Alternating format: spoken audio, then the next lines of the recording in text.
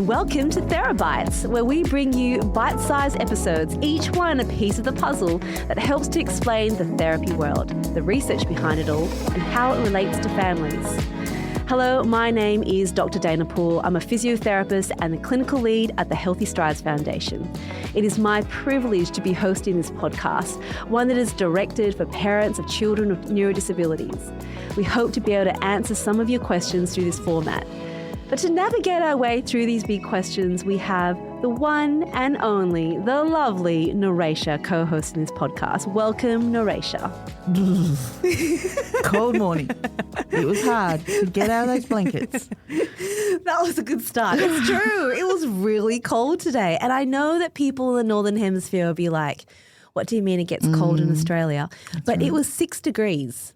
Was it? Celsius. Oh. That was definitely cold. Yeah. Yep. Yeah, so no, that's cool. good to, I'm glad you got out of bed. It was hard. Dragging out dragging out the whole body out of that blanket. Yeah, I know, right? So hard. Well, I'm glad you're here and I'm glad you've all decided to tune in today.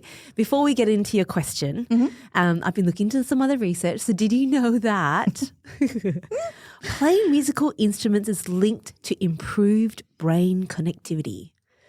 I feel like we knew that. Did you know that? We kind of. We kind of knew that, right? Yeah. So these researchers that publish in PLOS ONE, which is like a really big journal, they found that in older adults, so much older than us, Naresha, they found they played musical instruments during their lifetime. They tended to have a higher resting state of functional connectivity between their prefrontal cortex, their temporal and frontal regions of the brain. So this may contribute to better brain health and resilience as people age. Right. And I have to admit, when I look at these, I don't know if you've ever seen it before, but The Notebook, and it's like it makes me cry, The Notebook. We're talking about the movie, The Notebook, right? Because watching a normal Notebook is pretty boring. But yeah, all right. You know the movie The Notebook? Yeah. And, you know, she always comes back to playing her piano and then like everything comes back to her again. Oh, okay. You know? So I must admit, I haven't watched it. I've watched dribs and drabs of it, but it's like, thanks for letting me know that. I don't feel like I can spoil it too much. It's quite an old movie, but like it's just very. Every time I put that on, I start crying from the beginning. It's just one of those movies, yeah. But I just think about like music and how that connects, and I think the science sort of is showing that. So look, if you don't play a musical instrument now, it's never too late. I would say do not pick up the recorder.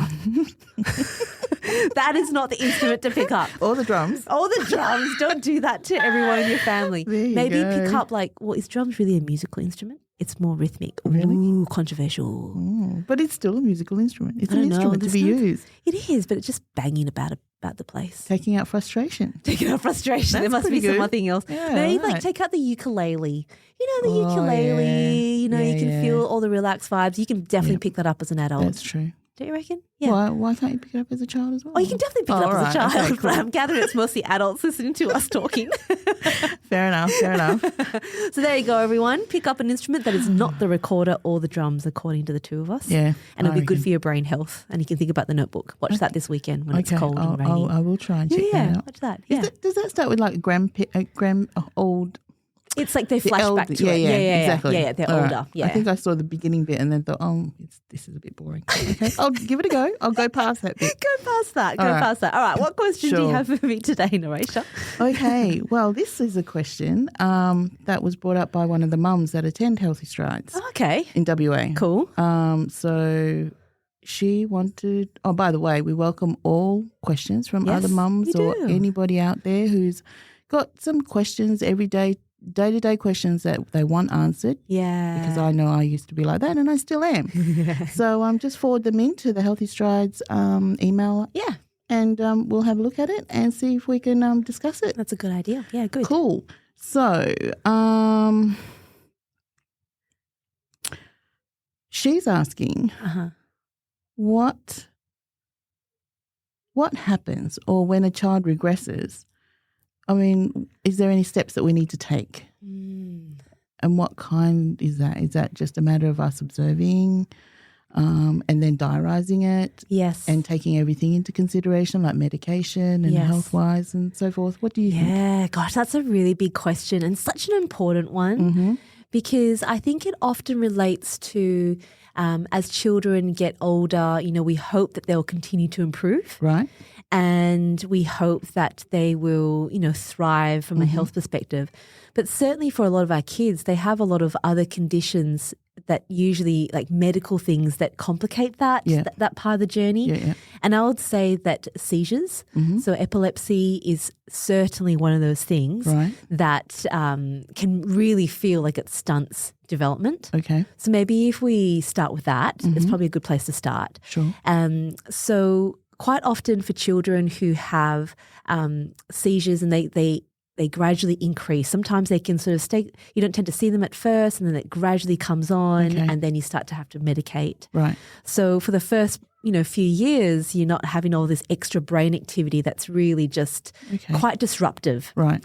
So I think if we view seizures as being quite disruptive to learning, because it depends on how frequently it happens as well. It can really knock them out. They're really tired when they come back, and they're sort of reorientating themselves. Okay. Sometimes some children have multiple seizures through the day, and you might not know because it might be absent seizures. They might not be so visual. Yep. So you have this high frequency of seizures that sort of gradually come on, and they come on at a time where kids are really learning.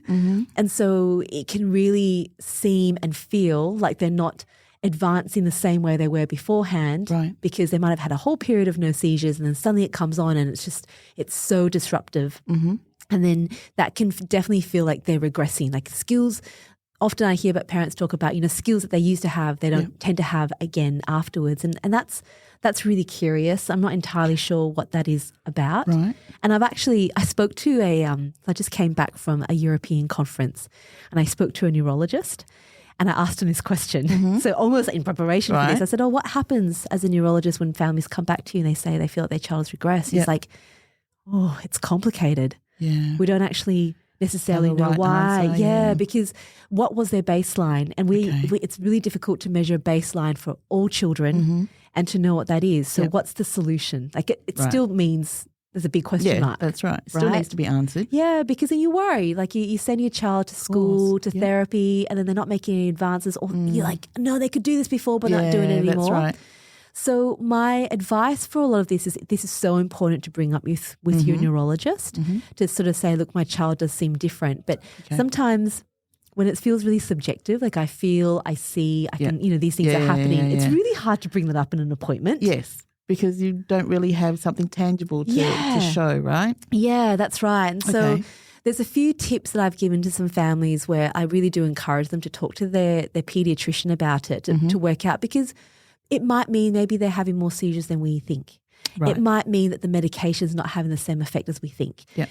And those things all need to be addressed. Yeah. So we actually really need to make sure we have some sort of baseline of our children. So when you notice that your child isn't excelling in a particular area, or you think they've regressed, they're not doing so well in a particular area, it might be their speech, it might be the way they walk, it might be how they use their hands. Right. Pinpoint what area it might be, and then just see if you can establish when they're well. Because as a parent, you'll know when they're well. This is them, full flight. Yes. Take videos of it, document how they do what they're doing. Right. What words do they have? What vocabulary do they have? Yeah, that's pretty good. Do they stutter? Do they look blankly at you? Like, and sometimes they blink a lot too, don't they? And you don't think that that's a type of seizure. Yeah, that's right. Yeah, absolutely. So you just kind of want to really establish what that baseline is, and not even on your phone, just write a few notes about what that looks like. Like, look, they're doing really well. And what does that mean? What does well mean? Actually, when they're walking, they're lifting their toes up, they're not tripping, they're not dragging, what does that well look like? Yeah. And that way, when something is happening, you go, okay, what's the contrast here? Well, actually, they're dragging their feet a lot more and it's not coming back. And they are using far less words. They're not looking at me. Or they're really sleepy, their alertness. Okay. That way you've got something really objective. Right. And so when you call the doctor, you see them, then you can go, okay, I've got something quite objective for you. Right. Okay. This has happened. Yep.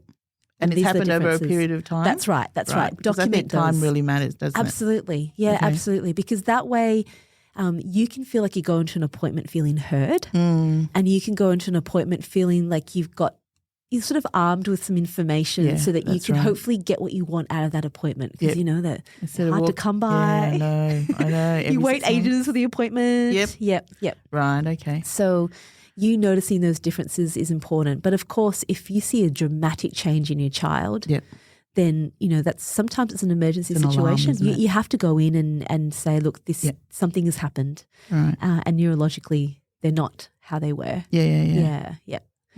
So just I would arm yourself with some information, and just when you notice these things, date it in your phone. Take a video, like, you know, we've all got evidence now. Take a video, insert that in your notes and kind of go, this is what they're like at baseline. Yeah. You know, in talking about that though, this morning I noticed my little boy, he's starting to like click at the back of his tongue. Okay. Like, okay. Right. So I've noticed it, but now I'm seeing it as more frequent. So I'm just now while you're talking about seizures. I mean, just from blinking, which I've known from a family member, that her mother is going through and noticing, and she's the one that mentioned to me that blinking is her having a seizure. Yeah, right. And so this morning I was listening to my boy and he was doing that, but I asked him, I said, so I noticed that you're doing this clicking sound. What is it? Yeah. And he goes, oh, Mum, I think it's my, he says, it's my dry mouth, because obviously the medication that they take. Right. And so he's saying that he does that little clicking sound at the back of his throat as if to wet it, I think. Oh, wow. Okay. And so I thought, okay, but I'm encouraging you to drink. You should drink more. This is more. He goes, I'm still doing drinking, but I just feel like sometimes I need to do that. Okay. Well, so I would definitely be recording that, like the date, and so then you can record how much medication is taking, because that can be a side effect. Right. And the frequency of that happening. And the frequency of it happening, because then, you know, if in a week's time it's happening much more, you're like, well, actually, sometimes if the medication makes your mouth really dry, it doesn't matter how much you drink. It's affecting, that's dry, right, and that affects how he eats. It might cause him to, it'd be harder to swallow, you know, all those sorts of things. Right. So I place so much value in things like that. When you notice, you kind of go, oh, okay, well, I'll just note it. Yeah. And then in a week's time, I can go back and go, is this different? You know, that you've got something. Right. You know. And that's what was going through my head, because could that possibly relate to the dysphagia at a later stage? Is that something that develops? Look, it doesn't tend to. No, it doesn't tend to if you don't have it already, but it depends on the load that he's doing, like how much is happening, interaction with the medication. So it's so hard to tease out like what's what. Yeah, right. But that's why taking these notes and taking these videos is really valuable. Sure.